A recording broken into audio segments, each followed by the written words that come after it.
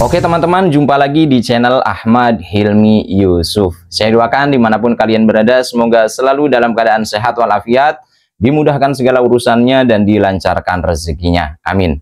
Sepertinya isu mengenai Menara KL Malaysia semakin hari semakin memanas nih teman-teman ya, karena ada oknum warga Malaysia yang mungkin bisa dikatakan ngotot atau kekeh ya mengenai Menara KL Malaysia ini tergadai. Jadi saya menemukan satu video yang mana di dalam video tersebut itu sepertinya oknum warga Malaysia yang kekeh bahwa Menara KL Malaysia itu telah tergadai.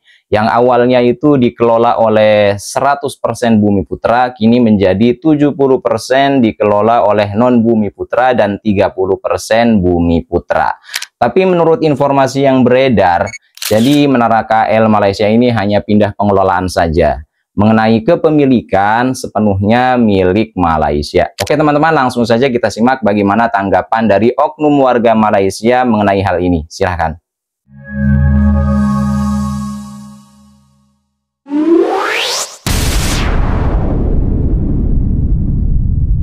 Assalamualaikum, Tachahau, Wanakkam. Saudara, pada Aidilfitri tahun ini, nampaknya saya hanya beraya di Ibu Pejabat Polis Bukit Aman dan Ibu Pejabat Suruhanjaya Komunikasi dan Multimedia Malaysia SKMM.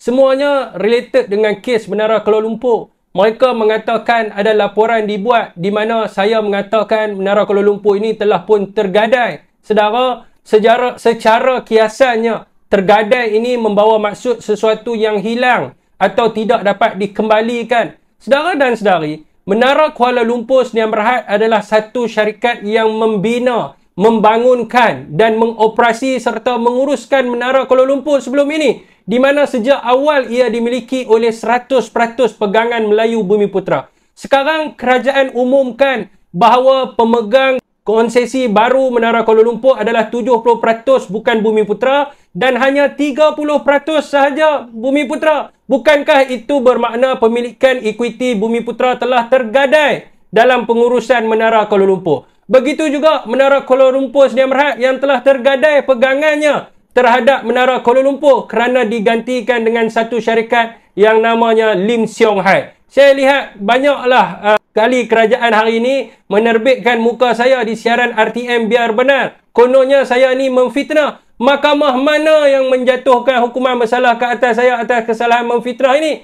Inilah contoh kerajaan yang nak menyekat suara rakyat dan menyebarkan agenda dan propaganda perbodohan rakyat agar rakyat tidak mendapat maklumat yang sebenar. Saya tak takut, saya tak gusar. Lagi ditekan, lagi saya akan bangkit melawan. Apakah pandangan rakyat Malaysia? Bismillahirrahmanirrahim. Assalamualaikum warahmatullahi wabarakatuh. Tachahau, Wanakkam. Terima kasih kepada rakan media yang hadir pada hari ini.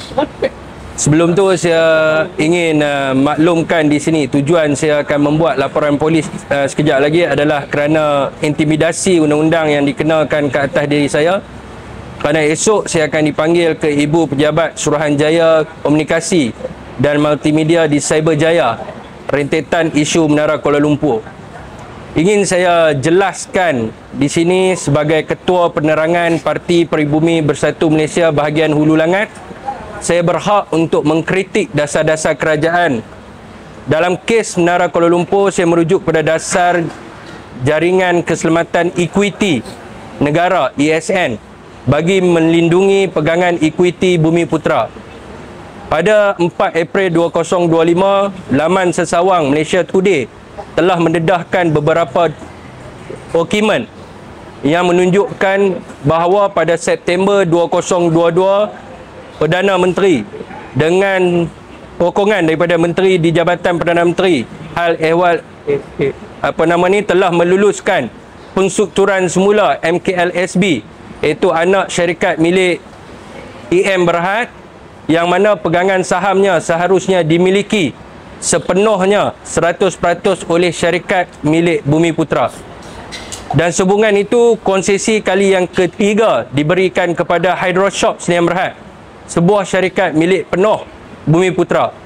Walau bagaimanapun, pada 29 Mei 2024, Kementerian Komunikasi Multimedia telah mengumumkan bahawa konsesi yang ketiga tidak akan diberikan kepada HSB, iaitu Hydroshop Sdn Bhd. sebaliknya diserahkan kepada anak syarikat Lim Siong Hai, dan terdapat beberapa ketidakpatuhan dan kecacatan dalam proses pemberian konsesi ini. Itu yang pertama, pada waktu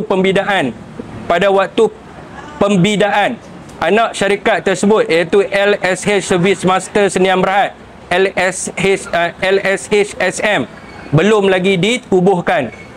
Yang kedua, semasa pembidaan LSHSM tidak memenuhi syarat sebagai syarikat milik Bumiputera, manakala syarikat perantara yang digunakan oleh LSH untuk memiliki LSHSM iaitu LSH Best Builders Sdn Bhd juga bukan syarikat Bumiputera.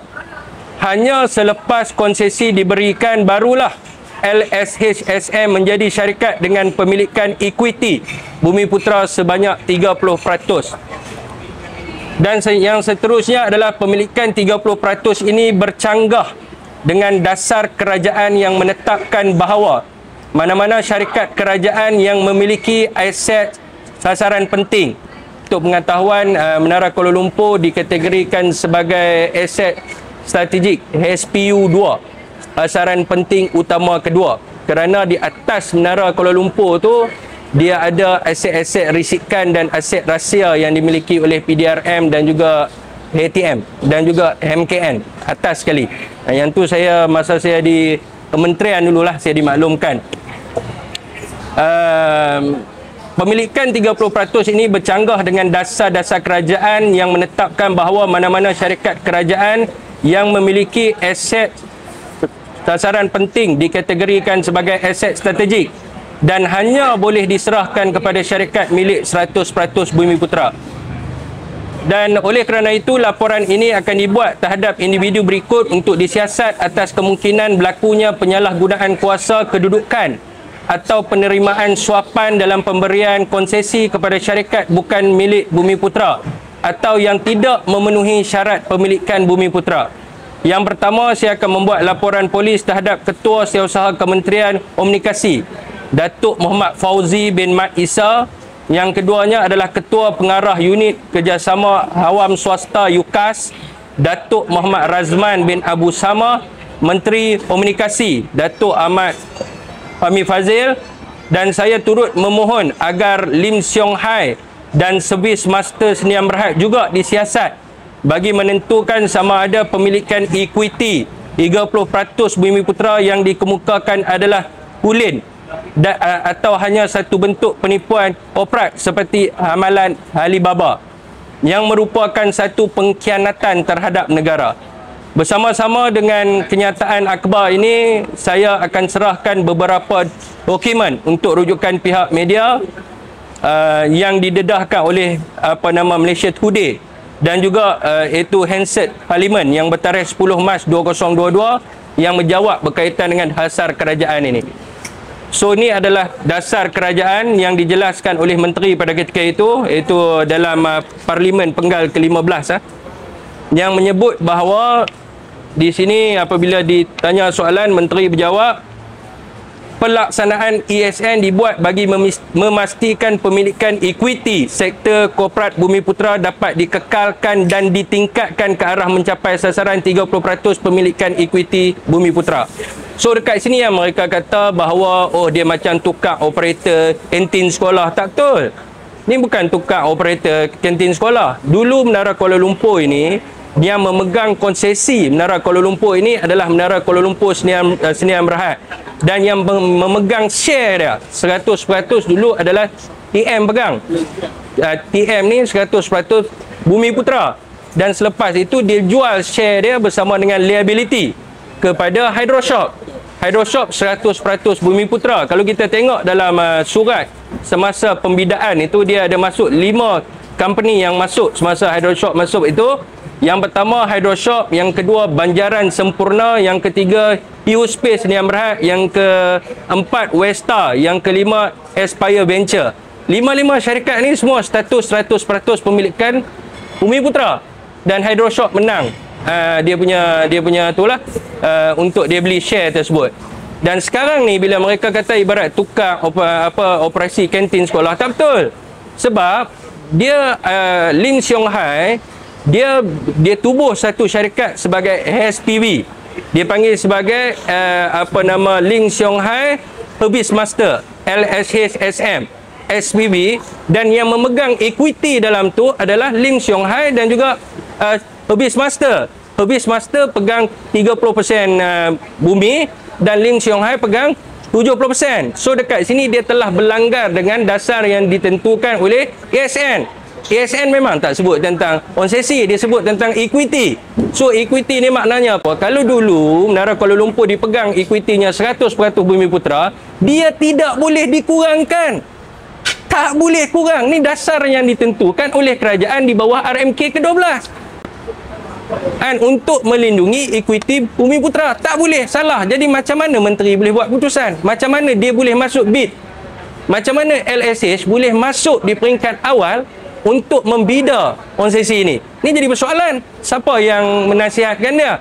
Jadi dekat sini kita perlu faham adalah, jadi bila dulu adalah pegangan equity 100% Bumiputera, sekarang ini dia mesti 100%. Dia tak boleh jadi 70-30. Ada dia orang cakap dasar ekonomi baru. No. Dasar ekonomi baru digantikan dengan ESN di bawah RMK ke-12. Ni baru, dasar baru.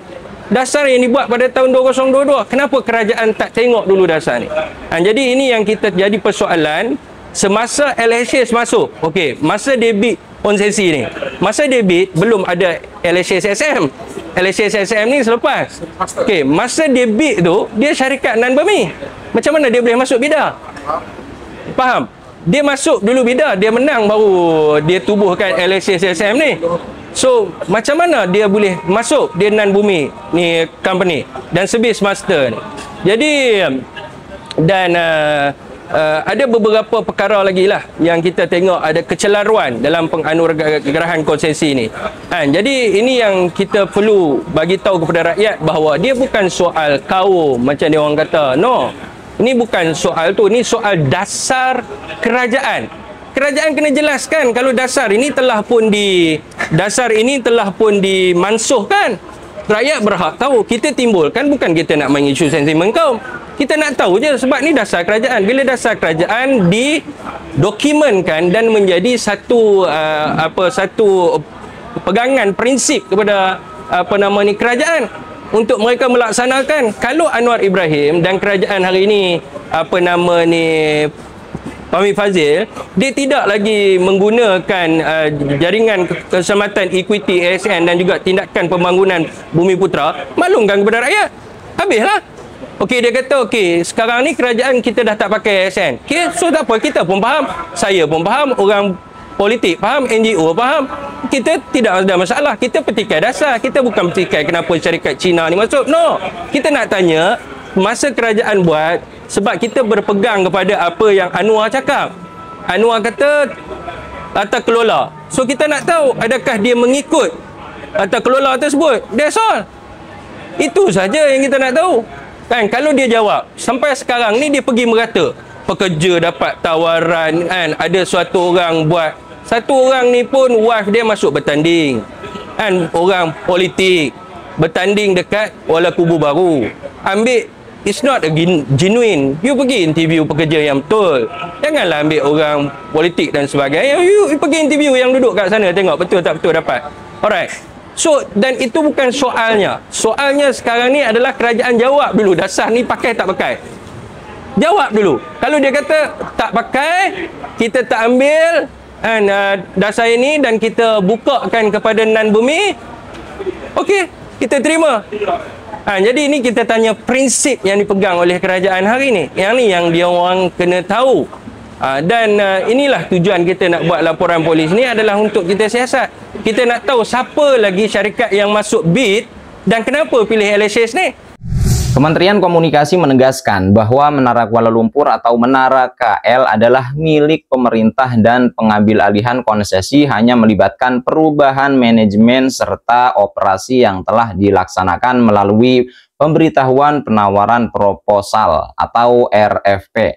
Kementerian tersebut dalam pernyataan resminya menyebutkan bahwa RFP adalah tender terbuka untuk proyek kerjasama pemerintah dan swasta atau PPP sesuai dengan keputusan kabinet.